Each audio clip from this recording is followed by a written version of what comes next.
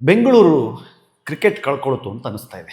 ಈಗ ಚಿನ್ನಸ್ವಾಮಿಯಲ್ಲಿ ಕ್ರಿಕೆಟ್ ಕಳೆದುಕೊಂಡ ಅನುಭವ ಅಂದರೆ ಪ್ರೇಕ್ಷಕರು ಬೆಂಗಳೂರಿನಲ್ಲಿ ಕ್ರಿಕೆಟ್ ನೋಡೋದು ಇನ್ನು ಮುಂದೆ ಸ್ವಲ್ಪ ಕಷ್ಟವಾಗಬಹುದು. 18 ವರ್ಷ ವಿರಾಟ್ ಕೊಹ್ಲಿ ಅದೇ ಗ್ರೌಂಡಲ್ಲಿ, ಅದೇ ಚಿನ್ನಸ್ವಾಮಿ ಗ್ರೌಂಡ್ನಲ್ಲಿ IPL ಆಡಿದ್ದಾರೆ.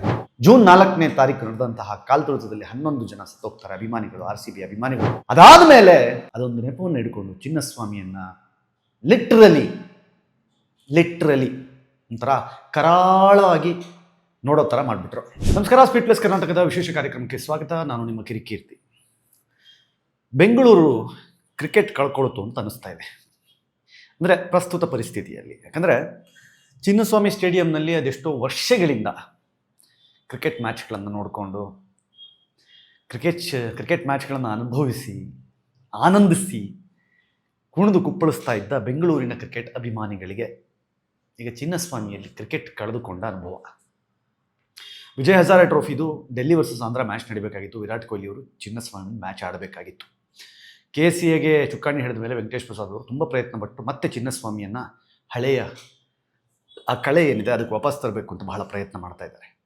ಆ ಗ್ಯಾಪ್ನಲ್ಲಿ IPL ಸಹಿತ ಇಲ್ಲೇ ಆಡಿಸಬೇಕು ಅನ್ನುವ ನಿಟ್ಟಿನಲ್ಲಿ ಒಂದಿಷ್ಟು ಯೋಚನೆಗಳನ್ನು ಹಾಕ್ಕೊಳ್ತಾ ಇದ್ದಾರೆ. ಈ ಸಂದರ್ಭದಲ್ಲಿ ಒಂದು ಬಹಳ ದೊಡ್ಡ ಸೆಟ್ ಬ್ಯಾಕ್ ಏನು ಅಂತಂದರೆ, ಇವತ್ತು ನಡಿಬೇಕಾಗಿದ್ದ ಮ್ಯಾಚನ್ನು ಚಿನ್ನಸ್ವಾಮಿ ಸ್ಟೇಡಿಯಂನಿಂದ ಯಲಹಂಕದಲ್ಲಿರುವಂತಹ KCA ಒಂದು ಗ್ರೌಂಡಿಗೆ ಶಿಫ್ಟ್ ಮಾಡಿ ಅಲ್ಲೂ ಸಹಿತ ಜನಗಳಿಗೆ ಅಲ್ಲೋ ಇಲ್ಲ, ಜನನ ಬಿಡಲ್ಲ ಅಲ್ಲೂ.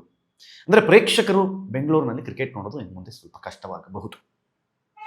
ನೋಡಿ ಹೆಂಗಿದೆ, ವಿರಾಟ್ ಕೊಹ್ಲಿ ಬರ್ತಿದ್ದಾರೆ ಅನ್ನುವ ಕಾರಣಕ್ಕೆ ಜನನ ಹ್ಯಾಂಡಲ್ ಮಾಡಲಿಕ್ಕಾಗಲ್ಲ, ತುಂಬ ಜನ ಸೇರುವ ಸಾಧ್ಯತೆ ಇದೆ. ಆ ಕ್ರೀಡಾಂಗಣದಲ್ಲಿ as of now safety precautions ಸರಿ ಇಲ್ಲ, ಎಮರ್ಜೆನ್ಸಿ ಎಕ್ಸಿಟ್ ಗೇಟ್ಸ್ ಇಲ್ಲ, ಎಂಟ್ರಿ ಗೇಟ್ಗಳು ಚಿಕ್ಕದಾಗಿದೆ, ಪಾರ್ಕಿಂಗಿಗೆ ಸಮಸ್ಯೆ ಆಗುತ್ತೆ ಅಂತೇಳಿ ಒಂದು ರಿಪೋರ್ಟ್ ಕೊಟ್ಟಿದೆ ಸರ್ಕಾರ. ಸಿಮಂತ್ ಕುಮಾರ್ ಅವರು, ನಮ್ಮ ಕಮಿಷನರ್ನೇ ಪಾಪ ಅವರು ಮಾತಾಡ್ತಾ ಹೇಳಿದ್ರು, ಸರ್ಕಾರ ಏನು ಅಲ್ಲಿ ಮ್ಯಾಚ್ ನಡಿಬೇಕಿದೆ ಅದಕ್ಕೆ ಪರ್ಮಿಷನ್ ಕೊಡ್ತಾ ಇಲ್ಲ ಅಂತ. 18 ವರ್ಷ ವಿರಾಟ್ ಕೊಹ್ಲಿ ಅದೇ ಗ್ರೌಂಡಲ್ಲಿ, ಅದೇ ಚಿನ್ನಸ್ವಾಮಿ ಗ್ರೌಂಡ್ನಲ್ಲಿ IPL ಆಡಿದ್ದಾರೆ. ಅವರು 18ನೇ ಸೀಸನ್ನ ಫೈನಲ್ ಗೆಲ್ಲುವ ಮುಂಚೆಯೂ ಸಹಿತ ಬೆಂಗಳೂರಿನಲ್ಲಿ ಮ್ಯಾಚ್ ಆಡೋಗಿದ್ದಾರೆ, ಏನೂ ಸಮಸ್ಯೆ ಆಗಿರಲಿಲ್ಲ. ಇಲ್ಲಿಯ ತನಕ ಎಷ್ಟೆಷ್ಟೋ ಪಂದ್ಯಗಳು ನಿಮ್ಗೆ ನೆನಪಿರಲಿ. ಅನಿಲ್ ಕುಂಬ್ಳೆ ಅವರು ಮತ್ತು ಜಾವಗಲ್ ಶ್ರೀನಾಥ್ ಅವರು 6th 7th ವಿಕೆಟ್ ಪಾರ್ಟ್ನರ್ಶಿಪ್ಪಲ್ಲಿ 1996 ಒಂದು ಮ್ಯಾಚ್ ಅವ್ರ ತಾಯಿ ಎಲ್ಲ ಬಂದಿದ್ರು. ಆ ಮ್ಯಾಚಿಗೆ ಅಂದರೆ ಕಿಕ್ಕಿರಿದು ಸೇರಿದ್ರು ಜನ. ಅವತ್ತು ಏನೂ ಆಗಿಲ್ರಿ. ಬರೀ ಒಬ್ಬ ವಿರಾಟ್ ಕೊಹ್ಲಿ ಅಲ್ರಿ, ಇಂಟರ್ನ್ಯಾಷನಲ್ ಪಂದ್ಯಗಳನ್ನು ದೊಡ್ಡ ಕ್ರಿಕೆಟ್ ಸ್ಟಾರ್ಗಳು, ಸಚಿನ್ ತೆಂಡೂಲ್ಕರ್ ಅವರಿಂದ ಹಿಡಿದು ಆದಿಯಾಗಿ ದೊಡ್ಡ ಸ್ಟಾರ್ಗಳು ಆಡಿದಾಗಲೂ ಚಿನ್ನಸ್ವಾಮಿಲಿ ಏನು ಪ್ರಾಬ್ಲಮ್ ಆಗಿಲ್ರಿ.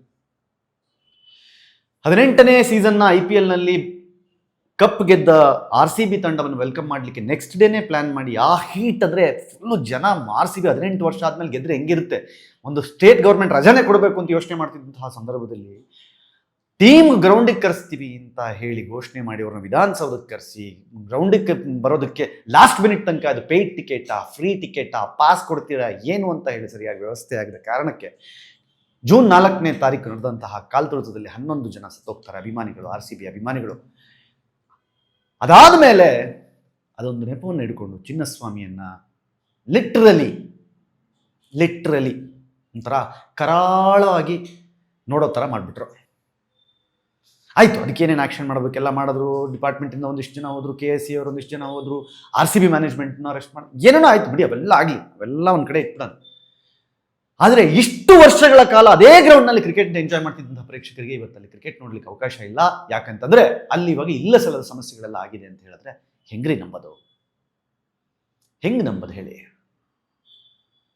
ವರ್ಲ್ಡ್ ಕಪ್ನಂತಹ ಟೂರ್ನಮೆಂಟ್ಗಳ ಮ್ಯಾಚ್ಗಳು ಸಹಿತ ಬೆಂಗಳೂರಿನಲ್ಲಿ ನಡೆದಿದೆ. ಇವತ್ತಲ್ಲ ಅದು ಸರಿ ಇಲ್ಲ, ಇದು ಸರಿ ಇಲ್ಲ ಅಂತ ಹೇಳಿ ಸ್ಟೇಡಿಯಂನ ದೂರಿದ್ರೆ ಹೆಂಗೆ ತಗೊಳ್ಳೋದು, ಹೆಂಗೆ ನಂಬೋದು ಹೇಳ್ರಿ. ಇನ್ಫ್ಯಾಕ್ಟ್ DKC ಅವರು ಹೇಳಿದ್ರು, ನಮ್ಮ ಉಪಮುಖ್ಯಮಂತ್ರಿಗಳು, IPL ಮ್ಯಾಚನ್ನು ಬೆಂಗಳೂರಿನಲ್ಲಿ ನಡೆಸೋ ವ್ಯವಸ್ಥೆಯನ್ನು ಮಾಡ್ತೀವಿ ಅಂತ. ಇರೋದೊಂದು ಸ್ಟೇಡಿಯಂ ನಮಗೆ ಚಿನ್ನಸ್ವಾಮಿ, ಅಲ್ಲಿ ಆಡಿಸ್ಬಿಟ್ಟು IPL ಮ್ಯಾಚ್ಗಳಲ್ಲಿ ಏನು ಜನ ಬಿಡಲ್ಲ ಅಂತ ಹೇಳ್ತೀರಾ, ಜನ ಬರಂಗಿಲ್ಲ ಅಂತ ಹೇಳ್ತೀರಾ? ಇಷ್ಟು ವರ್ಷ ಕ್ರಿಕೆಟನ್ನು IPL ಎಂಜಾಯ್ ಮಾಡ್ಕೊಂಡು ಬಂದಂತಹ ಬೆಂಗಳೂರಿಗೆ ಇದ್ಯಾವ ಶಾಪ ರೀ ಇದು? ಕ್ರಿಕೆಟ್ ಅಂದರೆ ಪಂಚ ಪ್ರಾಣ, ಒಂದು RCB ಟೀಮ್ ಅಂದರೆ ಅದೊಂದು ಹುಚ್ಚು ಅಭಿಮಾನ. ಆ ಗೆಲುವಿನ ಸಂಭ್ರಮನ 24 ಗಂಟೆ ಉಳಿಸ್ಕೊಳ್ಳೋಕೆ ನಮ್ಮ ಕೈಲಾಗಲಿಲ್ಲ. ಬಿಡಿ, ಅದು ನಿಧಾನಕ್ಕೆ ಕಳೆದುಕೊಂಡ ಕುಟುಂಬಗಳ ನೋವು ಮರೆಯೋದು ಸ್ವಲ್ಪ ಕಷ್ಟ ಆದ್ರೂ ಸಹಿತ ಆರ್ ಸಿ ಬಿ ಅಭಿಮಾನಿಗಳು ನಿಧಾನಕ್ಕೆ ಅದರಿಂದ ಮರೆತು ಹೊರಗಡೆ ಬಂದು ಮತ್ತೆ ಮೊನ್ನೆ ಆಕ್ಷನ್ ಎಲ್ಲ ಆಗಬೇಕಾದ್ರೆ ನಮ್ಮ ಆರ್ ಸಿ ಬಿ ಹಾಗೆ ಹೀಗೆ ಫುಲ್ ಜೋಶಲ್ಲಿದ್ದಾರೆ. ಇಂತಹ ಸಂದರ್ಭದಲ್ಲಿ ಆ ಚಿನ್ನಸ್ವಾಮಿ ಸ್ಟೇಡಿಯಂಗೆ ಕಳಂಕ ತಂದಿದ್ದೂ ಅಲ್ಲದೆ ಅದೇ ಸರಿ ಇಲ್ಲ ಅಂತ ನೀವು ಇವತ್ತು ದೂರ್ತಾ ಇದ್ದೀರಲ್ಲ, ಇದು ಎಷ್ಟರ ಮಟ್ಟಿಗೆ ಸರಿ? ಯಾವತ್ತೂ ಯಾವ ಕ್ರಿಕೆಟ್ ಮ್ಯಾಚ್ನಲ್ಲೂ ಯಾವುದೇ ಕೆಟ್ಟ ಘಟನೆಗಳು ನಡೆಯದ ಹಾಗೆ ಕಾಪಾಡಿಕೊಂಡು ಬಂದಿದ್ದಂತಹ ಪೊಲೀಸ್ ಡಿಪಾರ್ಟ್ಮೆಂಟ್ ಅವರನ್ನೇ ದೂರಿ ಅವರಲ್ಲೇ ಕೆಲವರನ್ನು ಸಸ್ಪೆಂಡ್ ಮಾಡಿ ಹೊರಗಡೆ ಇಟ್ಟರಲ್ಲ. ಇಷ್ಟು ವರ್ಷ ನಡೆದ ಎಲ್ಲ ಪಂದ್ಯಗಳಿಗೂ ಸೇಫ್ಟಿ ಕೊಟ್ಟಿದ್ದು, ಎಲ್ಲ ಪಂದ್ಯಗಳಲ್ಲೂ ರಕ್ಷಣೆ ಕೊಟ್ಟಿದ್ದು, ಯಾವುದೇ ಒಂದು ಅಹಿತಕರ ಘಟನೆ ನಡೆಯದೆ ನೋಡಿಕೊಂಡಿದ್ದು ಇದೇ ನಮ್ಮ ಕರ್ನಾಟಕ ರಾಜ್ಯದ ಪೊಲೀಸರಲ್ವಾ?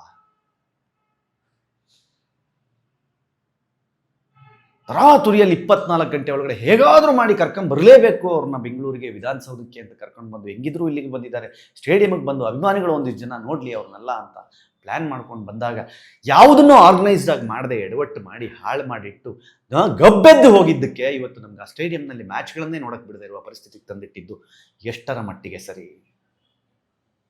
ದುಃಖ ಆಗತ್ತೆ ರೀ.